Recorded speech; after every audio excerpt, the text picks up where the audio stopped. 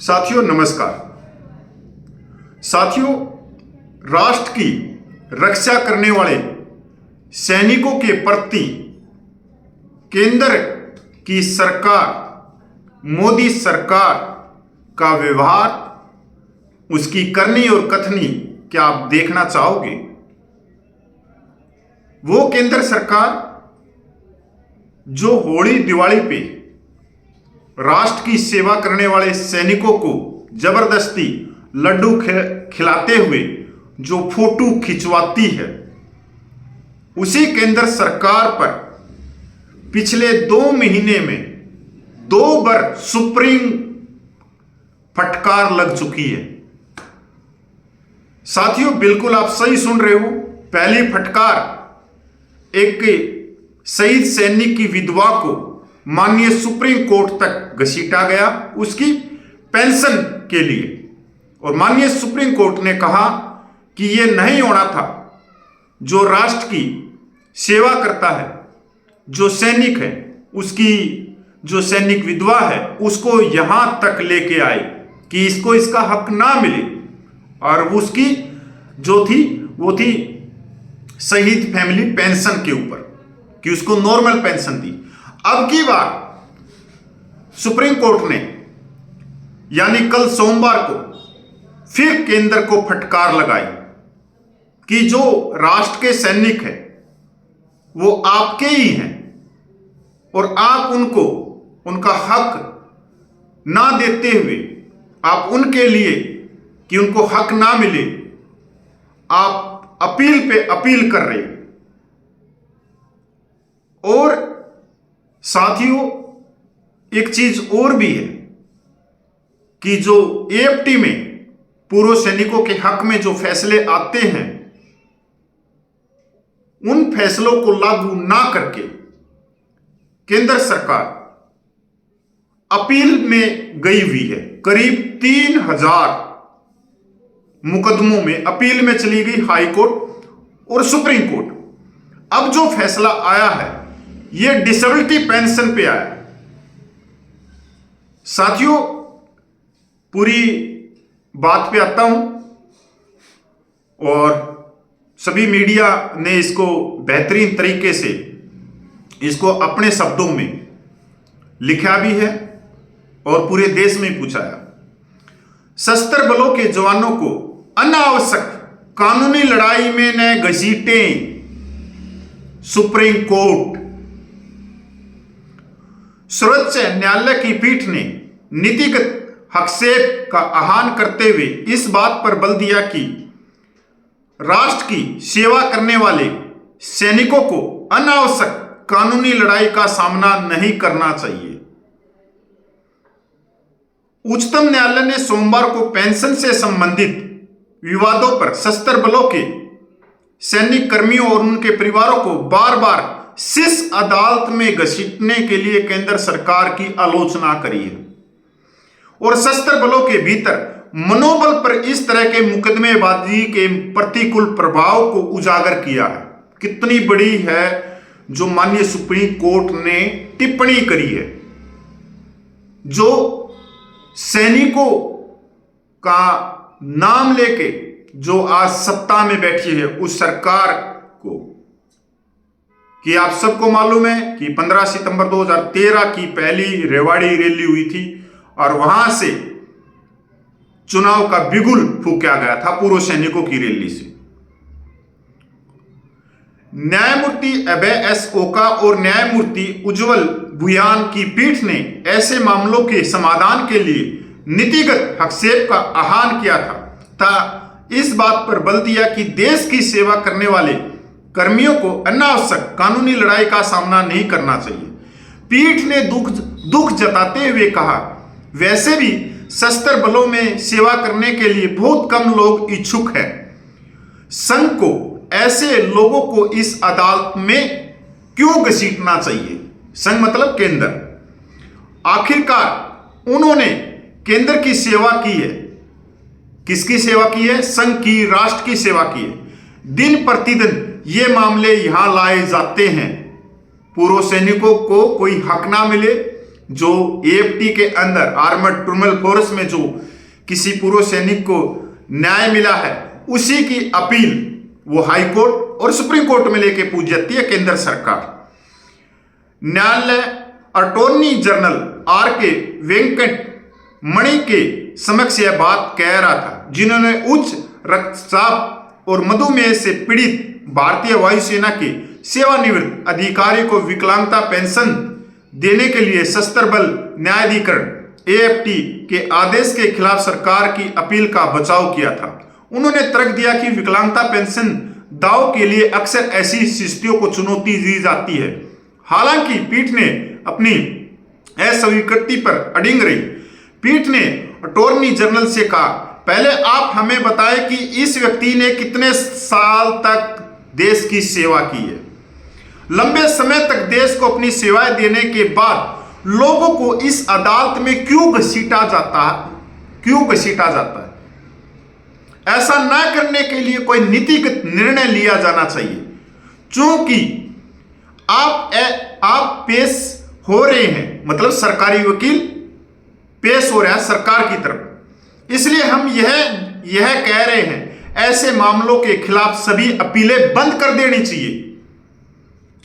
जितनी भी अपीलें गई हैं एएफटी में केस जीतने के बाद में, और उन केसों के खिलाफ में जो अपीलें गई हैं हाई कोर्ट या सुप्रीम कोर्ट, तो माननीय सुप्रीम कोर्ट ने कहा कि ऐसे अपीलें बंद कर देनी चाहिए, उनको उनका हक दे देना चाहिए। एचटी को पता चला कि विभिन्न न्यायाधिकरणों द्वारा दिए गए मृत्यु और विकलांगता लाभों के संबंध में रक्षा मंत्रालय की ओर से कई उच्च न्यायालयों और सर्वोच्च न्यायालयों में लगभग 3000 अपीलें लंबित है। यह केंद्र की करनी और कथनी। पीठ ने सरकार को एएफटी की स्थापना के पीछे का उद्देश्य याद दिलाया। भाई, आर्मर्ड फोर्स ट्रिब्यूनल किस उद्देश्य के लिए बनाए गए थे? इसी उद्देश्य के लिए बनाए गए थे कि सरल रूप से पूर्व सैनिकों को न्याय मिल जाए। अब जब एएफटी से फैसले आने लग गए तो वो अपीलों में जाने लग गई केंद्र सरकार, तो एएफटी का तो उद्देश्य ही फेल हो गया। फिर एएफटी है क्यों? यह टिप्पणी माननीय सुप्रीम कोर्ट ने। पीठ ने सरकार को एएफटी की स्थापना के पीछे के उद्देश्य की याद दिलाई। दिन प्रतिदिन ऐसे सभी मामलों को सुप्रीम कोर्ट में घसीटा जाता है। अगर सभी मामलों को यहां लाया जाना था तो एएफटी की स्थापना का उद्देश्य क्या था? Question mark. यह आपके अपने लोग हैं जो सैनिक हैं। माननीय सुप्रीम कोर्ट कह रहा है केंद्र सरकार को कि ये आपके अपने लोग हैं जिन्होंने संघ की सेवा की है, देश की सेवा की है। इन्होंने आखिरकार संघ की सेवा की है। सुनवाई पूरी करते हुए न्यायालय ने वर्तमान मामले के तथ्यों के आधार पर एएफटी के आदेश के विलंब और बाध्यकारी गुण दोष का हवाला देते हुए केंद्र की अपील को खारिज कर दिया। 3 दशकों से ज्यादा समय तक सेवा देने वाले इस अधिकारी को 30 साल की सेवा के बाद टाइप 2 डायबिटीज मेलिटस और प्राइमरी हाइपरटेंशन का पता चला था। हालांकि रिलीज मेडिकल बोर्ड आरएमबी ने शुरू में इन स्थितियों को उनकी सेवा के लिए जिम्मेदार ठहराने से इनकार किया, लेकिन एएफटी ने पाया कि कठोर वायुसेना परीक्षण और उससे जुड़े तनाव और दबाव ने उनके विकास में योगदान दिया, बीमारी में योगदान दिया। ट्रिब्यूनल ने अपने 2023 के फैसले में अधिकारी को उसकी विकलांगता पेंशन प्रतिशत 50% तक राउंड ऑफ करने का लाभ दिया, जिसमें सुप्रीम कोर्ट के एक पूर्व फैसले का हवाला दिया गया जिसमें सेवानिवृत्त कर्मियों को यह लाभ दिया गया था। सोमवार की सुनवाई में सुप्रीम कोर्ट द्वारा दिसंबर में व्यक्त की गई भावनाओं के प्रति ध्वनि सुनाई दी, जब उसने एक सैनिक की विधवा को अनावश्यक मुकदमेबाजी में मजबूर करने के लिए केंद्र सरकार और भारतीय सेना पर 50,000 रुपये का जुर्माना लगाया था। एक महीने पहले दिसंबर में भी माननीय सुप्रीम कोर्ट ने केंद्र सरकार को कड़ी फटकार लगाई थी और साथ ही केंद्र सरकार और भारतीय सेना पर 50,000 रुपये का जुर्माना लगाया था कि आप एक सैनिक की विधवा को माननीय सुप्रीम कोर्ट में ले जाके खड़ा कर दिया। आप उसको उसका न्याय दे देते, उसकी पेंशन दे देते, और उसकी पेंशन ना देने के चक्कर में पता नहीं कितने करोड़ों रुपए उन्होंने सरकारी वकीलों को दे दिए होंगे। जम्मू और कश्मीर में आतंकवाद विरोधी गश्त के दौरान अपने पति नायक इंद्रजीत सिंह की मृत्यु के बाद महिला को उदार पारिवारिक पेंशन हासिल करने के लिए वर्षों तक संघर्ष करना पड़ा।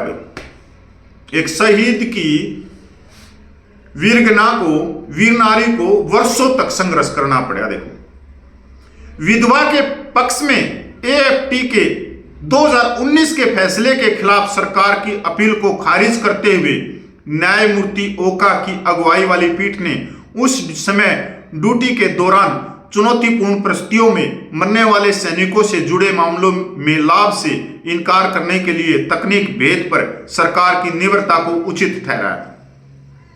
जो सैनिक विधवा है उसको 2019 में एएफटी से न्याय मिल गया, और उसके बाद में सरकार की उस सैनिक विधवा को पेंशन ना मिले उसके विरोध में माननीय सुप्रीम कोर्ट में चली गई 2019 में, और 2024 दिसंबर में फैसला आया, मतलब 6 साल के बाद में। निश्चित रूप से सर्वोच्च न्यायालय ने पेंशन संबंधी विवादों में अनावश्यक अपीलों को फिल्टर करने के लिए सरकार के भीतर एक आंतरिक तंत्र की आवश्यकता पर बार बार जोर दिया। अपने दिसंबर के फैसले में इसने केंद्र के दृष्टिकोण की आलोचना करते हुए इसे कठोर और करुणा की कमी वाला बताया। कठोर और करुणा की मतलब उसके अंदर इतना कठोरपन नहीं होना चाहिए, उसका हृदय करुणा से भरा होना चाहिए, क्योंकि वो जो बेनिफिट दे रही है वो अपने राष्ट्र के सैनिकों के परिवारों को दे रही है। मतलब उसका दिल इतना कठोर नहीं होना चाहिए, कोमल होना चाहिए, पर यहां तो कठोर बना लिया। सोमवार की कार्रवाई ने इस दृष्टिकोण को पुष्ट किया, जिसमें न्यायालय ने ऐसे मामलों को देश की सर्वोच्च अदालत में घसीटने की निरर्थकता की ओर इशारा किया। भाई, अब आप समझ सकते हो केंद्र की करनी और कथनी क्या है। 3000 पूर्व सैनिकों को आर्मड ट्रिब्यूनल फोर्स से न्याय मिल चुका है, एएफटी से न्याय मिल चुका है, उनके हक में फैसला आ चुका है। अब सरकार ने उनके खिलाफ अपील कर रखी है हाई कोर्ट में और सुप्रीम कोर्ट में। तो एएफटी की स्थापना क्यों की गई थी कि पूर्व सैनिक अदालतों के चक्कर ना काटे और उनका जो न्याय है वो एएफटी देती रहे। पर यहां एएफटी की जो स्थापना है इससे तो आगे निकल गई केंद्र। अब जब एएफटी के सभी फैसलों को चुनौती दी जा रही है माननीय हाई कोर्ट में या सुप्रीम कोर्ट में, तो एएफटी का उद्देश्य क्या रह गया? तो एएफटी को हटा के तो पूर्व सैनिक सीधे चले जाएंगे हाई कोर्ट में और माननीय सुप्रीम कोर्ट में। कम से कम इससे पूर्व सैनिकों का समय तो बचेगा। अब पूर्व सैनिक भी ऐसे हैं कि पहले एएफटी के अंदर बेचारे अपनी अपील अपने न्याय मांगेंगे, वहां सालों लग जाएंगे, फिर हाई कोर्ट में जाएंगे, वहां सालों लग जाएंगे, फिर माननीय सुप्रीम कोर्ट में जाएंगे, वहां भी 2-4 साल लग जाएंगे उसको फैसला मिलने में, उसको न्याय मिलने में। तब तक पूर्व सैनिक की मृत्यु हो जाती है। तो केंद्र सरकार को कोमल होना चाहिए, उसका हृदय प्रेम से भरा होना चाहिए, क्योंकि पूर्व सैनिकों ने राष्ट्र की सेवा करी है। आप ये देख लो भैया कि होली दिवाली पे तो ये लड्डू खिलाते हैं, फोटो खिंचवाते हैं, और उन्हीं पूर्व सैनिकों वही पूर्व सैनिक अगर हक मांगे, अपने लिए न्याय मांगे, तो सरकार उनके विरोध में बड़े बड़े न्यायालयों में चली जाती है। जय हिंद, वंदे मातरम।